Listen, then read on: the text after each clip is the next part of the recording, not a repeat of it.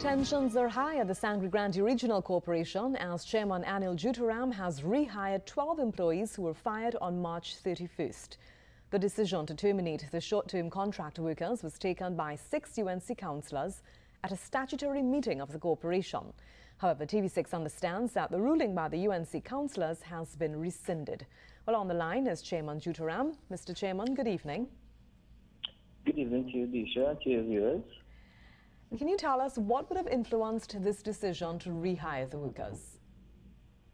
Okay, well, first of all, the decision was unanimously decided at the Personal Standing Committee, and we all voted for the 12 employees to be reinstated. It was ratified at the statutory meeting later that month. It was also approved by council. And we got instructions. And may I, if just for the record, I am not speaking the United National Congress or my political leader, but we got instructions from misleading instructions from members of the campaign team and several hierarchy members of the party who have been shoving things down the councillors' throats, including myself in Sangre Grande, and expecting us just to do as they wish. Now, I took an oath of office to represent the people of my region of Sangre Grande and thereby Trinidad and Tobago at large. I'm a proud Trinbagonian. And I do everything in accordance with the law.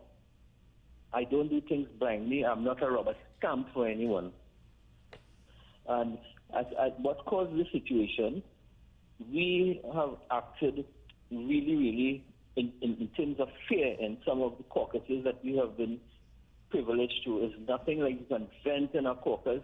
You have to just go and do as certain people want you to do. And this is why the United National Congress is in the situation where it is today, right? Because I do not know the people in charge of campaign strategy. They have left the party in 2015 to 2020, right? Merely winning one seat in Moruga Tableland. And these strategists have to limit the party. They have to.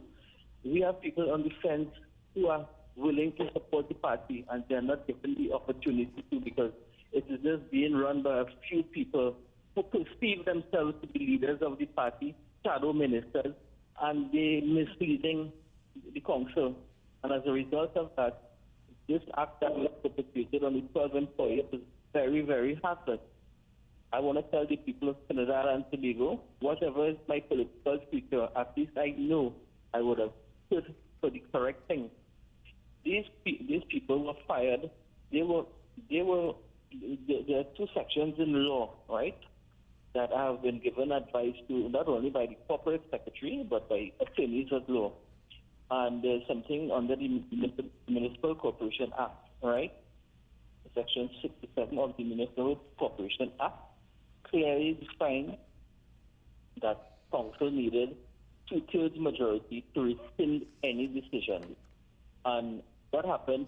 People voted to rescind the decision, and that was illegal because you needed 8 people to make it a 2/3 majority because the council members consist of 12. Secondly, there's a claim of legitimate expectation, which is that's one of the clauses in the pre-action protocol letter that we were faced with.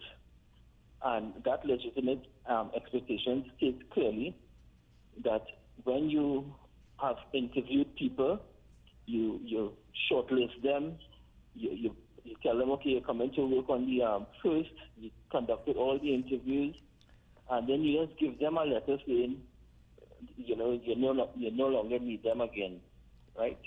It doesn't work like that. These employees would have served the corporation 8 years, 6 years, 4 years, and they have an appraisal, perfect appraisal. Right? All the heads never had any difficulties with them, and all of a sudden we got a directive to rescind that decision.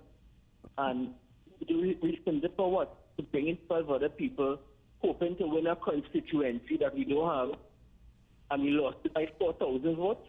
It cannot work like that. Right. So, Mr. Juteram, how does the corporation intend to resolve this issue and to ensure that this situation does not recur? As long as I'm the corporation, I will always keep Almighty God by my side and do the correct thing. I know my political leader is a person said serve the people, serve the people, serve the people, not fire the people, and I would like her to do some introspection into this party so that this debacle would not occur again to innocent people. And it doesn't matter, these 12 employees, they have little babies, they have mortgages, they have installment, food, medication. How could we in good faith allow our own people, and these people have sanitized with the other administrative staff. It was like people died in the corporation. That is the feeling, right? And as chairman, no campaign manager name or no hierarchy of the party name was being bantered about on social media and throughout the world, right? Was the chairman name Anil Juteram, and it's unfair to me. It's very unfair to me. I will continue to stand up for what is right.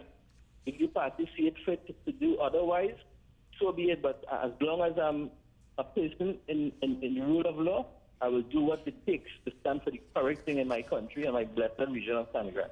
Okay, thank you very much, Mr. Juteram, for joining us to share your point of view on the situation.